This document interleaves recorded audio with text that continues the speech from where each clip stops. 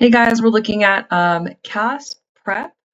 This is looking at specifically laws of exponents and radicals and irrational numbers, which are problem types that you will see on your state testing for 11th grade. All right, so when I pulled these questions, they did have numbers, and then I realized that everyone's version is different. So ignore the question number.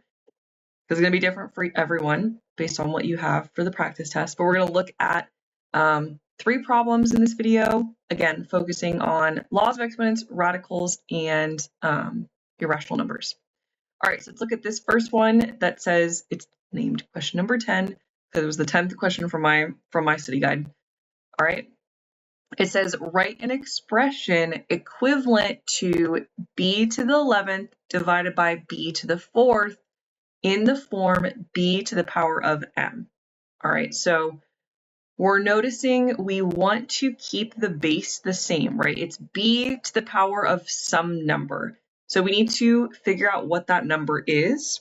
Ideally, we'd want to use laws of exponents since it's going to make our lives a little bit easier, but I'll show you both ways just in case you forgot the laws of exponents. All right, so let's say you forgot laws of exponents. You're like, I'm not really sure. That's okay. We've got some basics that we might remember, right? We might know that for that b to the power of 11th, in the numerator, the 11 is the exponent. This is our exponent, and the b is what we would call our base. It's the number that's going to be multiplied. So if we forgot laws of exponents, again, it's okay. We can still work this out. So what we could do is, what do we know about exponents, right? We know, for example, if we had x to the power of 2, that's the same thing as x times x, right? The exponent is telling you how many times you're going to multiply the base out. So in this case, for the numerator, the numerator exponent is 11. So we're going to write this in expanded form. So we're going to do expanded form. And it's going to be b times b times b times b 11 times. So 1, 2, 3, 4, 5, 6, 7, 8, 9, 10, 11. Let me just double check. 1, 2, 3, 4, 5, 6, 7, 8, 9, 10, 11. Whew, a lot of b's. And that's divided by, in the denominator, b to the power of 4. So 1, 2, 3, 4. Looking at this in expanded form, maybe it's making some sense, hopefully. So what we need to do is we want to simplify this. We want this to be just one base to the power of one exponent. So we're going to see if we can simplify, if there's anything in common, right, we could cancel out. And we could see, right, they both have at least 4 b's. So we're getting rid of those. What's left over? We've got 1, 2, 3, 4, 5, 6, 7 b's left in the numerator. All right. Alternatively, using laws of exponents, this is called actually the quotient rule. Quotient rule or quotient law of exponents, which tells us if we have the same base but different, whatever the exponents are, same base though, we're going to subtract the exponents. Remember, when we're using the quotient rule, this is the one where the order does matter. It's always numerator minus denominator. So 11 minus 4. And that will also give you, again, positive 7. So I wanted to show you, again, if we remember those laws of exponents, it's going to be much quicker, right, than writing it out in expanded form. But you will get the same answer. So whatever your personal choice, personal preferences, go with that. But that would be what the answer is. We'd type in b and then exponent of 7. Okay, let's look at another similar problem. Again, ignore the question numbers. This was just how it appeared on my practice test, but yours might be different order. So select an expression that is equivalent to the square root of 3 to the power of 8. And we've got multiple options here with differing exponents. 1/4, exponent of 3, exponent of 4, exponent of 6. A lot of different options. Let's see what's going on, what we can do. So I mute my phone, mute my watch. There we go. So we need to refresh what's happening with these radicals. It looks like we want to take this radical and write it as an exponent. So we need to remember how to do that. So I'm going to do our little key over here. So as a super simple example, the square root of x, we're going to write that in exponent form. So if we have just a square root number, a plain old radical, just a plain old radical, the index is 2 because when it's not given, that's telling us it's a square root. Otherwise, right, it would be a cube root or a fourth root, right? But if they're not giving us a number for the index, it's a square root. It's a square root. And in this case, exponent would be to the power of 1 because there's only one x there. So this is how we do it. It's base exponent is what was inside the radical divided by the index. So the key idea here is that our index becomes the denominator. So this is interesting. When we're converting from radical form to exponent form, it can be done. So that's pretty cool. We can rewrite it as an exponent. I don't know. I think it's pretty cool. But the index is going to be the denominator. Index becomes denominator. That's our big idea. I'm going to write that down too. Index becomes denominator. All right. So looking at this one here, this guy here, we've got square root of 3 to the power of 8. There was no index given, but remember, for a square root, the index is going to be 2 when it's just a plain old radical. Index is 2. And the index becomes the denominator. So this is going to become 3 to the power of 8 divided by 2. And again, I'm going to highlight that color code, right? If this was me in my exam, I would be circling, making sure it matches up. Okay, did I do this right? Okay, index becomes denominator. Perfect. And then, we can simplify that, right? 8 divided by 2 is 4. So 3 to the power of 4. And we see that is an option. Yay! So that's how we did that one. So again, for this question, it's just refreshing, looking at converting from radical form to exponent form. So still in this world of exponents. All right. We're going to move on to our last problem for this video. Still dealing with kind of radicals, and it's going to be talking about irrational numbers. Again, ignore the question numbers. It does not make sense. This is not our 11th one that we're doing right now. So let's see what's happening. So Cheryl claims that any irrational number squared will result in a rational number. Any irrational number that's squared will give you a rational number. So part A is drag an irrational number into the first response box that when squared will result in a rational number. So then part B is something else. Okay, so let's just go slow. Start with part A. So, okay, so let's see what she's doing again. So she claims that any irrational number. So irrational number, let's kind of do a deeper dive on recapping, like what even is this? Like what's going on here?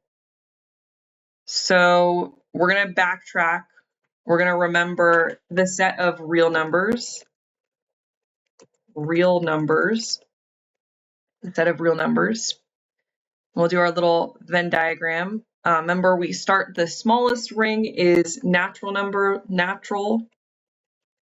numbers, which is also known as counting numbers. This is like you're teaching a baby to count. You line up their cars, their toys, and you go 1, 2, 3, right? So 1, 2, 3, etc. That's natural numbers. The next ring is going to be whole numbers. Whole numbers is now including 0 and 1, 2, 3, etc. to positive infinity. Our next ring, thinking of a number line, what are we missing here? Right, next is going to be integers, which is now including negative numbers, right? We're missing negatives.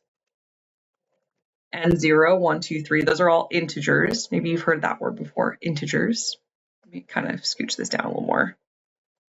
And I'll add those rings in a moment. And then next here is rational. Rational numbers. Rational numbers. And a rational number, kind of like the word, there's a word in there, ratio. Rational numbers, ratio. It can be written as a fraction. It could be a decimal. It could even be a decimal that's repeating, a repeating decimal, because even when it's a repeating decimal, you can still rewrite it as a fraction, which is pretty cool. So again, let me add those rings. So this is starting with natural numbers. Then we've got whole numbers. We've got integers, rational numbers. All right. This is looking beautiful for notes, looking 10 out of 10. So all of this is a set of real numbers, and then there's a separate one, like a separate like planet, if you will, and this is irrational. Irrational numbers. The big idea here is to remember what rational numbers are. Rational numbers, again, can be written as a fraction. Written as a fraction. That's the big idea for a rational ratio can be written as a fraction. So an irrational, right, that prefix ir meaning not, so it cannot be written as a fraction. Some famous irrational numbers would be square root 2. I forgot to include a calculator for this in Desmos, but if you plug that in a calculator, you'll get this very long number. There's no pattern. It's just like, blech, here's some numbers. Another famous irrational number is going to be pi, 3.14159, blah, blah, blah, right? It goes on forever, indefinitely, and there's no pattern. So the pattern, right? The theme here with irrational numbers is that they go on indefinitely, we'll say indefinite. We'll simplify this, indefinite. They're going on indefinitely, but there is no pattern. They're just like random, bleh, here's some numbers. So it's very, very strange. Irrational. And all of these, both of these are real numbers. And then we've got imaginary numbers, but that's for a separate video. Okay. So just recapping, okay, irrational, it means it cannot be written as a fraction. It's a number that's going on indefinitely where there's no pattern. Okay, so let's come back to this. So Cheryl claims that any irrational number, so like pi squared, will give us a rational number. Okay, so part A is drag an irrational number into the first response that when squared, it will give us a rational number. And then we're going to do part B, one that will give us still an irrational number. And look at that. Wow, that's pretty crazy. They actually had the same examples that I did. Wow. That was not planned, but pretty cool. I'll give myself a pat on the back. That's pretty cool. Okay, so we've got a cube root of 2 divided by square root of 3. Okay, we've got square root of 3 divided by square root of 2, cube root of 2, square root of 2, pi, and square root of pi. Okay, so we want to square one of them and show that this is going to give us a rational number, rational. So I feel like it could go two ways. For this one, if we squared it, right, let's see if we squared that. Well, the first one, because it's all the ones that are cubed, first of all, not going to work, right? Because in order for them to leave a radical, it needs to have the same, right? The exponent needs to be the same as the index. And if I'm squaring this, all it's going to do is give me cube root of 2, right? Cube root of 2 squared, basically. That's still not going to simplify that. So right now, I'm just going to ignore all the cubed ones. For this one, it could work, right? Square root 3 divided by square root of 2. If we squared that, that's going to give us 3/2, which is rational. So, right, it's a fraction, it's a ratio. This one might also be a contender. Square root of 2 squared is 2. All right. Let me see. Are we dragging all of them? Just drag one. Okay, drag an irrational. Okay, so it looks like it could be either of those. This is like kind of a tricky one. It could be either one. Just to keep it whole number, I would say square root 2 squared, right? Because those will cancel. We'll be left with 2, and 2 is a rational number. So what you'd be doing on the CAASPP is you would drag and drop. You would just drag it and drop it. Okay, part B. We want it to, when we square it, it still gives us an irrational number.